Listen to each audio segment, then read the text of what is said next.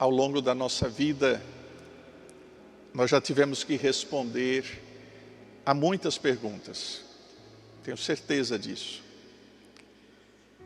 E provavelmente muitas das perguntas que nós respondemos ao longo da nossa vida, elas nos fizeram crescer.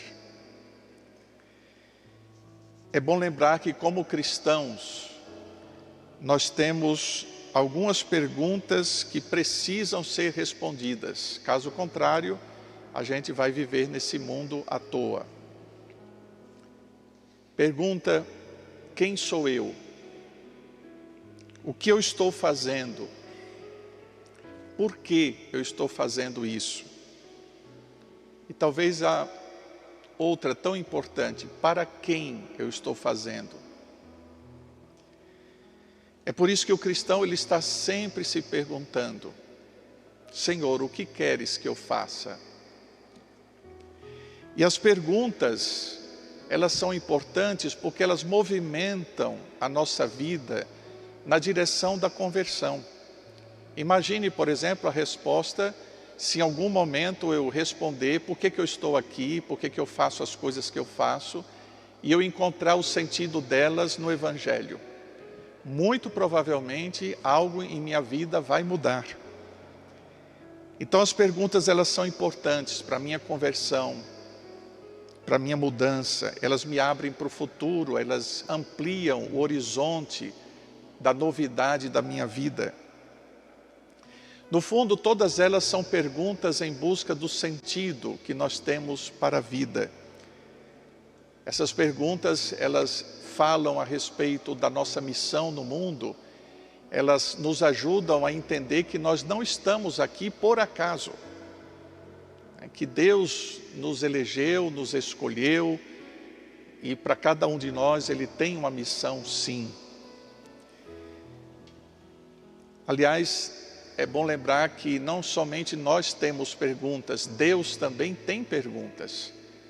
Lá desde o início, lá no Gênesis, Ele fez uma pergunta ao ser humano: onde estás?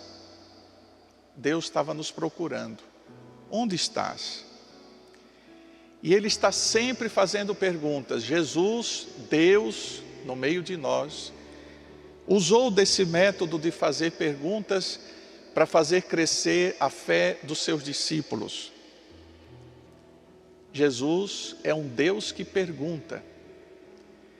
Ele perguntou a Filipe uma vez: o que buscais? No Evangelho de hoje, ele faz duas perguntas. A primeira: quem dizem os homens ser o Filho do Homem? E depois: e vós, quem dizeis que eu sou? Pouquinho mais à frente nesse Evangelho, ele fará 3 vezes a pergunta a Pedro: Pedro, tu me amas?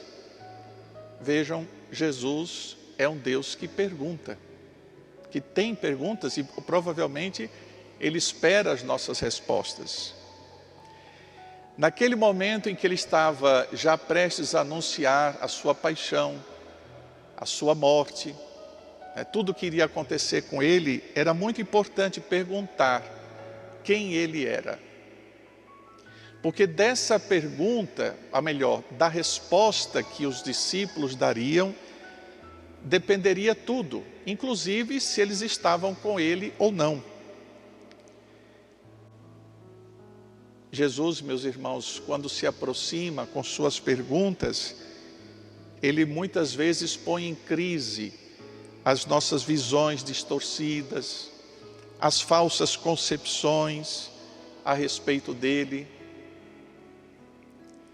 Com a sua pergunta, Jesus provoca uma decisão muito radical. A partir do que nós dissermos a pergunta quem Ele é, nós vamos estar a favor ou contra Ele. Estaremos a favor ou contra o seu reino. E é preciso dizer que um cristão que nunca tenha feito seriamente essa pergunta, como uma pergunta vital, quem é Jesus para mim, ainda não está maduro para viver o seguimento dele. Então, vejam só, a pergunta é importante, sim, ela é fundamental. Jesus está perguntando quem Ele é. Mas é muito ou tão importante quanto a pergunta é a resposta. Respostas superficiais, respostas medíocres, respostas que talvez a gente tenha apenas aprendido lá na primeira comunhão e depois a gente não tenha refeito essa resposta, vai nos deixar como cristãos apáticos, pouco criativos e muitas vezes sem fé.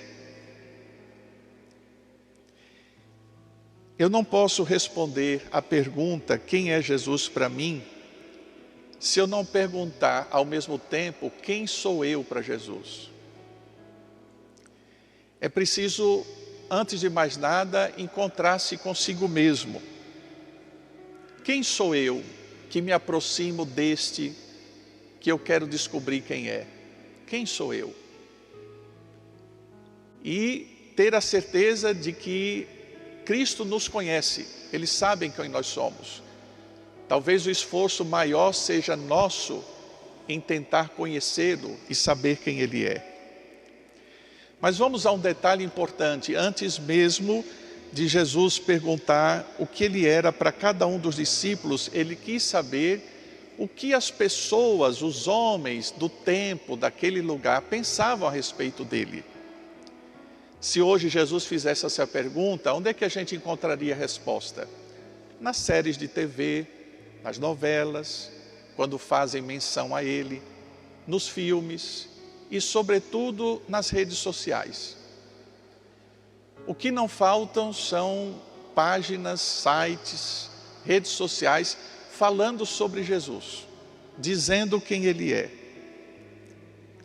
Cada um provavelmente carrega uma interpretação. Vejam que as respostas que os discípulos deram à pergunta que Jesus fez a eles eram, em parte, algo certo, mas eram respostas incompletas, não diziam a verdade total. Por isso, nós também temos que ficar muito atentos às respostas que a gente encontra aí disponíveis na mídia, porque nem sempre elas correspondem à fé da igreja. Fiquemos atentos, porque nem nós sozinhos podemos simplesmente escolher, eu sigo aquele digital influencer que fala sobre Jesus para mim. Não é toda pessoa que usa da mídia para falar de Jesus que vai carregar a verdade sobre Jesus. Tem que ter muita calma nessa hora, porque nós precisamos fazer um discernimento a respeito disso. E qual é o melhor caminho?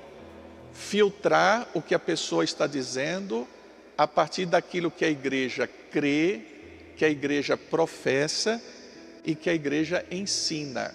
É o ensinamento da igreja que é o filtro para a gente saber se aquela pessoa que fala de Jesus fala ou não algo que eu deva aceitar.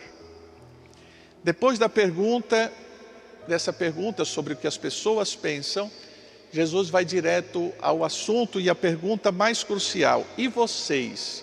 O que vocês dizem que eu sou? Perguntou Jesus aos discípulos.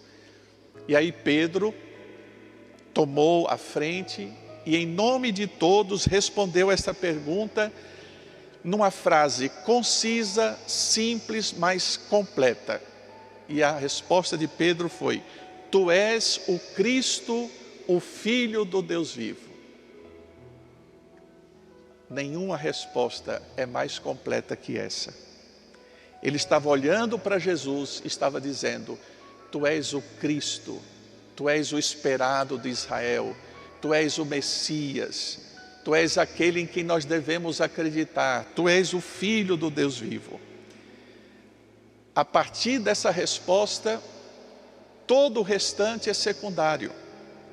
E nós hoje, como antes, vivemos desta certeza. Sim, nós proclamamos e fazemos isso daqui a pouco, faremos no credo, vamos dizer Cristo, Filho do Deus vivo. Jesus elogia Pedro dizendo: Não foi um ser humano que te revelou isso, mas o meu Pai que está nos céus.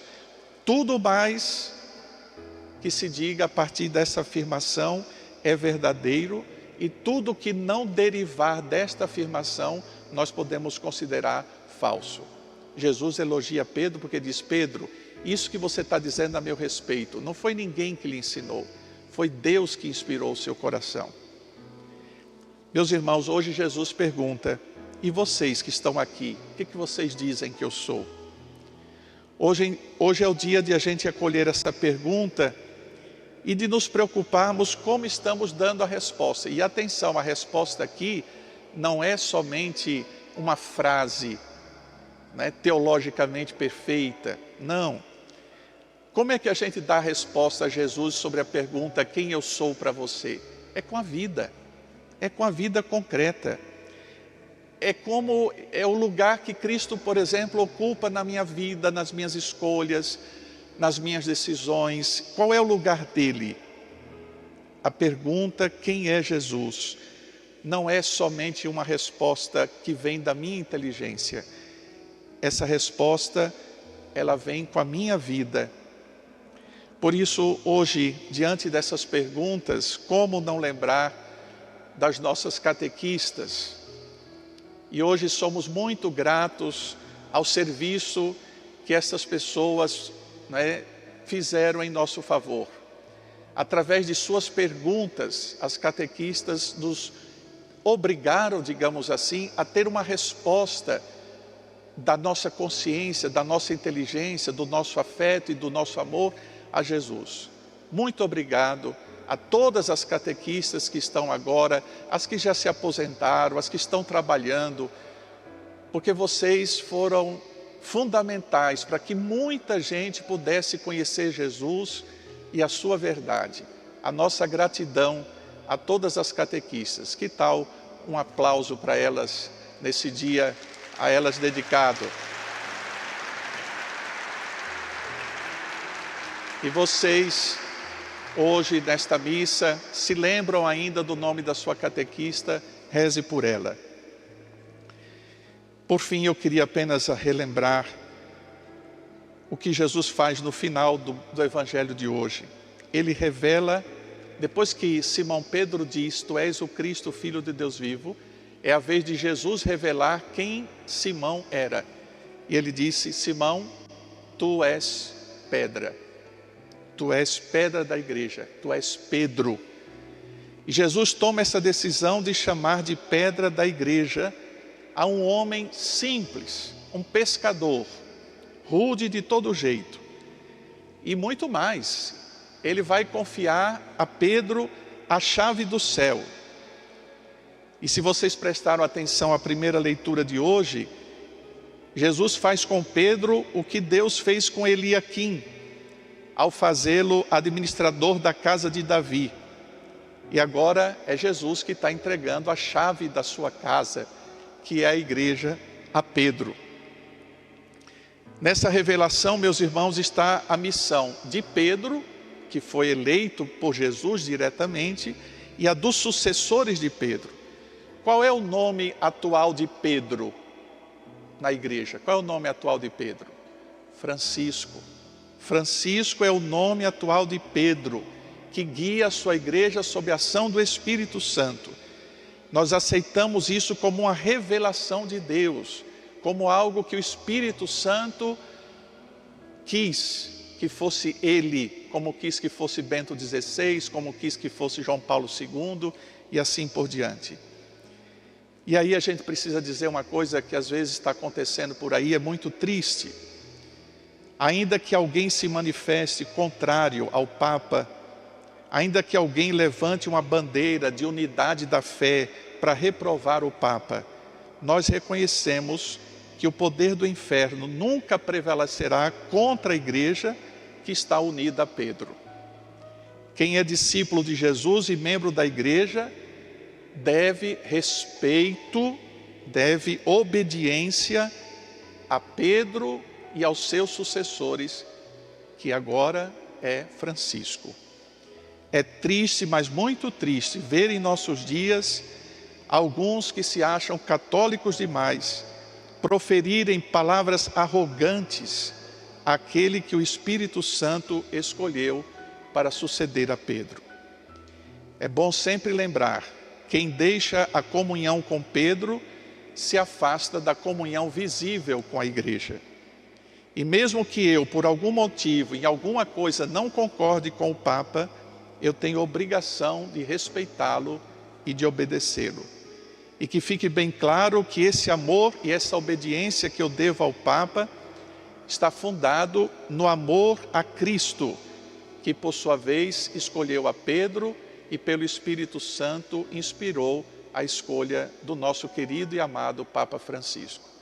Que hoje seja esse Espírito a inundar os nossos corações para que a gente revele sempre o nosso amor, a nossa oração, a nossa solidariedade ao nosso querido e amado Papa Francisco.